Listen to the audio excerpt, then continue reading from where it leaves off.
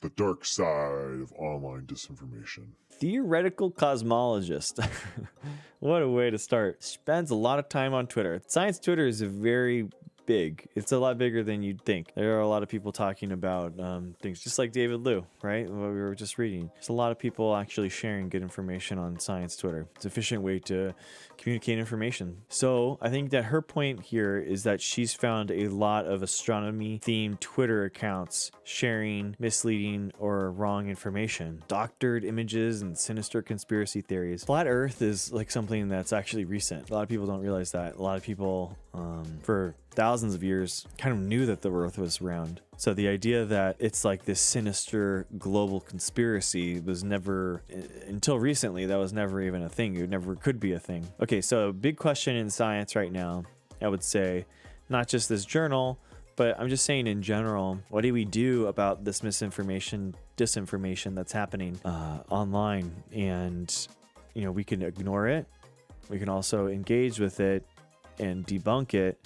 But a lot of people feel like engaging with it and debunking it is giving it more airtime than it should, spreading it, and making people more solidified in their beliefs that this is something that they should be believing in because scientists are responding to it. Because if it wasn't real, these people say, if this conspiracy wasn't real, then why would these scientists be responding to it? And I think it's an interesting question, you know, morally, where the line is. My argument would be that scientists have already not been engaging with it and it's spreading already. And talking about the ones that have already spread, talking about the ones that have already seeped to the top is very important for science communication, to show people why this is wrong and what it is, in that case, misinformation. Because one of the big problems that people don't understand with science is that a lot of these, you know, the conspiracies will be at there'll be a nugget of truth to it, and then the conspiracy on top of it will be unfounded, obviously. But, you know, there's a lot of things that science it debates, you know, and it's totally normal and it's totally healthy and fun. And that's one of the best parts about science, is that you can wonder, do I have this wrong? Is this wrong? Why is this wrong? Why am I right? And that's how science moves forward. So I think it's interesting to see in astronomy, you know, especially something that you can see, but people don't normally have the ability to see this stuff, right? They don't have the ability to actually look at the stars and this ability. So they're kind of trusting science, right? In order to get it right. They're trusting science to make the images and give them to the public. Science, I mean, the lay public just doesn't have the ability to actually view this stuff in the way that scientists do. So there's this one I see all the time. Oh, it must be frustrating. Like to figure out like there's an answer to this and just see it like repeatedly misquoted, which is that there's some giant void in space, and here's a picture of it, and it's sort of this black smudge on space. Here's what she was talking about. But that's not a void. It's a molecular cloud where gas and dust block visible light from more distant stars. There's also an image from the night sky simulation called Stellarium that claims to show Earth from the surface of Mars. But it's not. It's a drawing. Someone just drew this? And it's getting... That must be so frustrating. Oh, wow. That's so good. They use infrared to see it in the visible, of course. Oh my gosh. That's awesome. See, and this is the thing with conspiracies that's so frustrating, where this is just a bunch of stuff that's going to congregate and become a star. And yet that's way more interesting than whatever the conspiracy was, right? The conspiracy is that there's just an emptiness in space that we don't have no idea about. Like, it's actually going to be a star that's going to form. That is so cool. Wow. So it's a lot. I mean, obviously it's images, right? I mean, how images in biology and microbiology. We have it a lot too with how do you make those images relatable and so that people can actually understand what's going on, and then and then not take it and run with it and do their own thing and alter it. Unless it's like digitally signed, I don't know, some way of keeping that integrity from the publication. We have to figure that out. It's from a simulation. There are images of really improbable skylines, like a sunset with a full moon next to it, which is not possible. There are a lot of images that get cycled around. There's Twitter accounts that basically track those and point them out in real time. Wow. Well, there you go. That's nuts. I'm sure people actually... Just another... Let's go look at some of these. This is funny. Just another daytime photo with a too big moon pasted into the background in front of the clouds. Yeah. That is kind of weird. Yeah, man. Amazing. I love it. Blood moon. Like, no, dude. No. The moon is not full.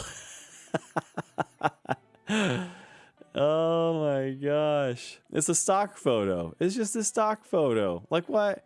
Why can't people just say what it is and it's art? That's fine. If it's art, then that's cool. Why say that this is, something new? And I don't understand why people have to lie like that. What's the weirdest claim we've ever seen? All of them are so weird. There have been a couple of claims going around about the idea on a certain date Mars is going to appear as big as the moon in the sky. One went around a while ago that there was going to be an alignment of planets that was going to change gravity on Earth. It was going to briefly make us all lighter. How do people believe this? Oh my gosh. At least they're engaging with it. I mean, if they have a Twitter account, talking about the falsehoods, the worst thing that can happen in a scenario like with that, right, is that someone actually takes that and is like, oh, this is a whole Twitter feed of cool things that are happening. On the face of it, it seems frustrating, but not necessarily as troubling as health misinformation. So they're talking about all the COVID misinformation that's going around.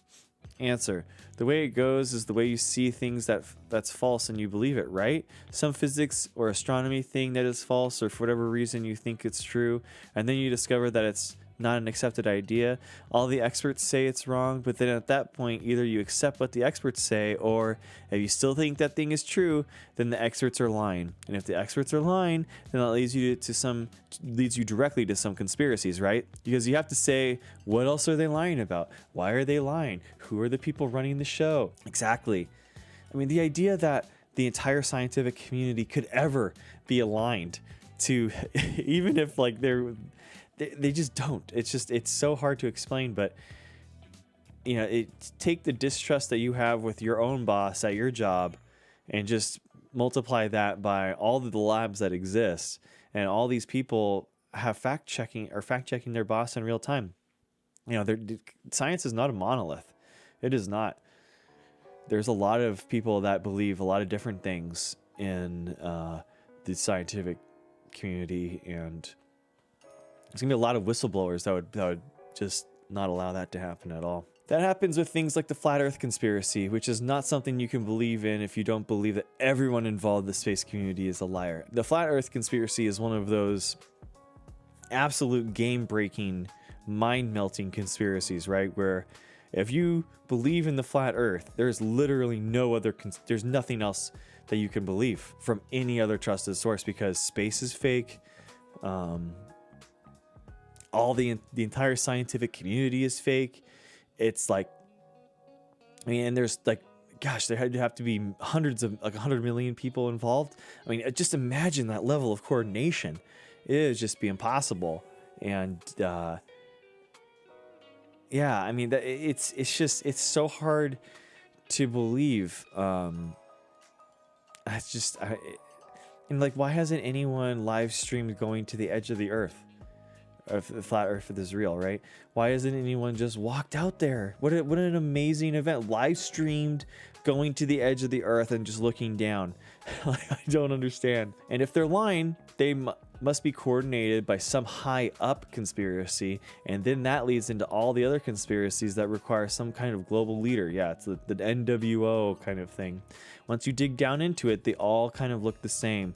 They get you to paranoid conspiracies, anti-Semitism, the elites are holding us down kind of thing. Absolutely. That's the NWO, lizard people are running the show kind of ideas that are just, you got to feel for those people, because the world that they live in is, just imagine every single corporation, every single government, every single scientist all working together in order to keep you down kind of thing. And that's just like, it's really sad, to think about that these people have constructed this huge enemy that's so much bigger than them, that they could never win against, that they could never progress against, and it's just happening to them. And I really feel for those people, to be honest with you. That's one of these things that ends up being really dangerous about blindly accepting that someone just doesn't believe in gravity. If you get invested enough in that falsehood, you have to get to a point where you're believing a genuine conspiracy. So I think it's really troubling when things that are just false are propagated and shared and uncritically believed on a wide scale, because a small fraction of those are willing to end up falling down a rabbit hole. What do you think that leads people to share false information in the first place? I think a lot of people want to try to make sense of the world, and it's conspiracies are one of those things where it's convenient, it's easy to believe that everything is this one answer, whether or not it's the NWO, whether or not it's the whatever organization that needs to be. It's a very alluring to have that one answer. In reality, a lot of these things, it's hard to know what's going on. You got to do a lot of your own research. And that's one of those reasons why that term has been co-opted, is because it's hard. It's hard to do it. So people want to tell someone that they've done their research. And it's, a lot of times just Googling something or reading Facebook is not going to give you the right answer. And they'll think it's the right answer because it's just 200 times pasted the same thing, the same narrative.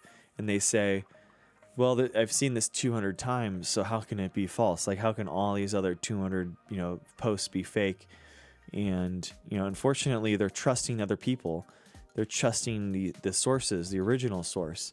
And what this person's talking about is that they're being taken advantage of. They're having misplaced trust, and yeah, it's really unfortunate.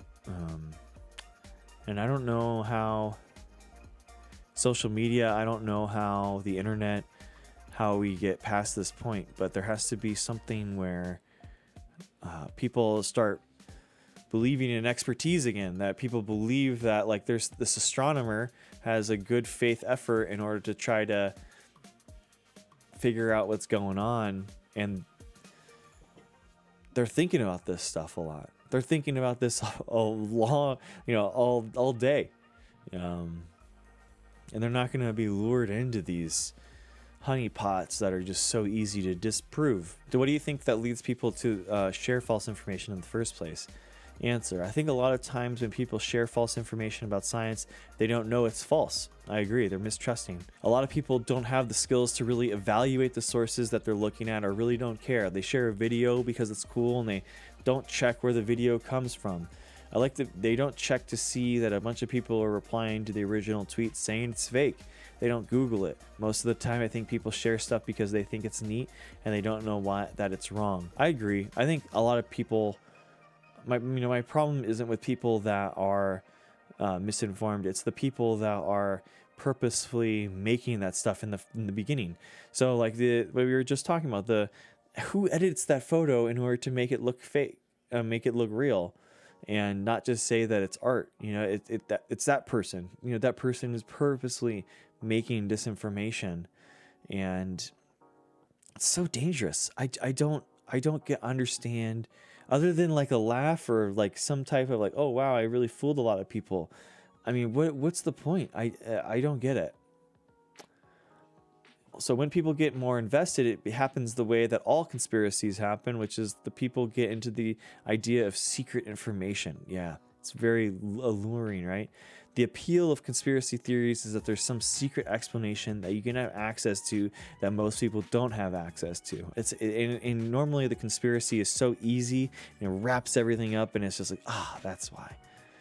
So that's a big part of the flat earth stuff and the moon landing hoax. All these kind of ideas come down to the appeal that conspiracy theories have. It's easy for people to get invested when they think they found this amazing secret thing. And it's, yeah, exactly. Like that you don't have to, you circumvent all the knowledge that you need to acquire in order to get a PhD in astronomy when you just think the flat earth is flat. They got it all wrong, man. They don't want to end up with the mundane explanation that actually their physics books were correct, and nobody finds that exciting.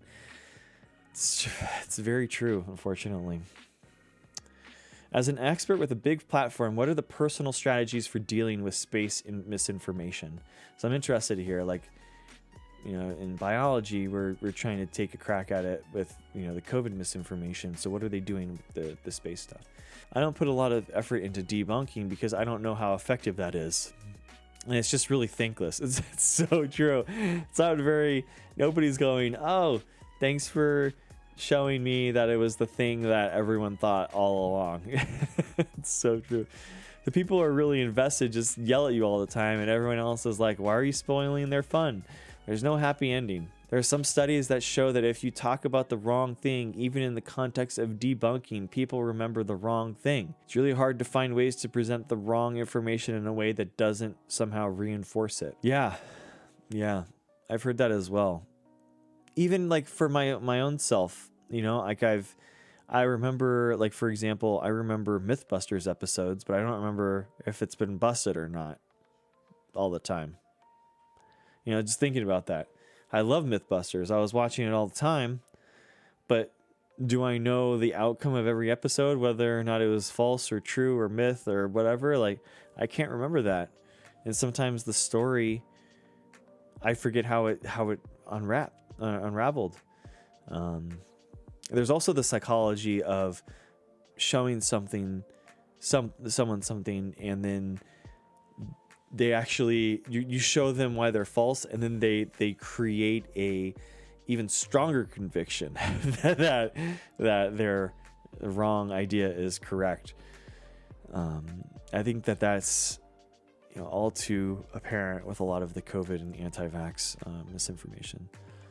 What I try to do is share the real information. I try to share it in a non-judgmental way. When people ask me a question and they have a misunderstanding, I try to correct the misunderstanding in a way that doesn't imply that they're dumb to believe it in the first place. I try to start from the point of view of, it's great you're interested in learning more about this. Here's how you can learn more about it. It's really tough because a lot of times people really do mean well and they just want to share the science, and people get defensive when you tell them that what they're sharing is wrong. I think that there's a lot of people that, if you're interested and you're reading blogs or you're reading COVID information or anti-vaccine stuff about vaccine safety and all that kind of stuff for, literally months or maybe, over a year now, like what, like get into the science, right? Like that's what I don't understand. Like get into it, get into figuring out what's going on, and then try to improve vaccines. If you don't think the vaccines are safe, then make a safer vaccine. I don't understand the people that spend so much of their lives on, researching a subject, but then don't do the good work to actually go a step farther and research it themselves, actually do research and contribute to the research themselves. It calls into question how good of faith that there are in general, because, if you really thought that vaccines were that fake or that dangerous, then why wouldn't you try to make them better, right? That's the thing that I don't understand. Well, if a person does just want to share cool science, what useful fact-checking strategies do you have? Answer: the main thing is to know where it came from. Yeah, I mean, for me, it's a lot of journals, right? Going straight to a journal source. That's a skill that a lot of people don't have nowadays, is to actually read primary information. Primary, like, and by that I mean the original source, not the news article about the science study, but the study itself. And that's what a lot of people don't go to. It's they go to the news article hoping for like a layman's explanation, but in reality they just get misinformed sometimes. News people or journalists will try to spin words. They'll try to emphasize things that aren't, they're a gray area, but now it's black and white kind of thing. So it's always good to try to go for the original source if you can. And on top of that, what's the best place to read in an academic paper then? Well, it's the title and the abstract. You can, the abstract's usually written in the language that you can understand. If you can't understand it, then, Google it, Google the terms, read, what's a ribonucleic protein kind of thing, ribonucleoprotein. So Google that, see what that is. And then you learn that term. That's the best thing I think of. A lot of people share things from fake sciencey meme accounts called like Amazing Physics, and the accounts just scrape images and videos from other sites. They don't have the credit on any of the content they put up, and they just link to the real information about the content they put out, and they don't link to the real information about the content they put out. They share the image or video. The image or video might not be totally fake. It might be something completely misinterpreted. I really encourage people never to share that stuff.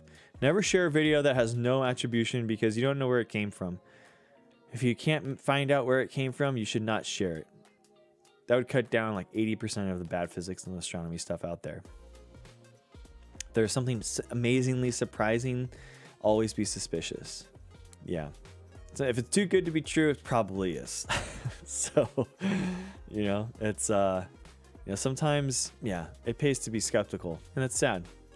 It's sad that the information on the internet is more and more turning into conspiracy and misinformation. But hopefully there are good sources of information out there. Hopefully there are good places that you can go to trust primary information, and actually reading primary information rather than a share, an image that has things circled and drawn and all this kind of stuff, when it's like, you can just share the original one and it'll be fine. So hopefully this YouTube channel is that for you, and you can trust what comes out here. That's my goal. That's my goal, to make science approachable and science interesting, so we can talk about the cool stuff that's going on about science without neutering it, without clipping it down to 10 seconds. So, and all of the actual content and the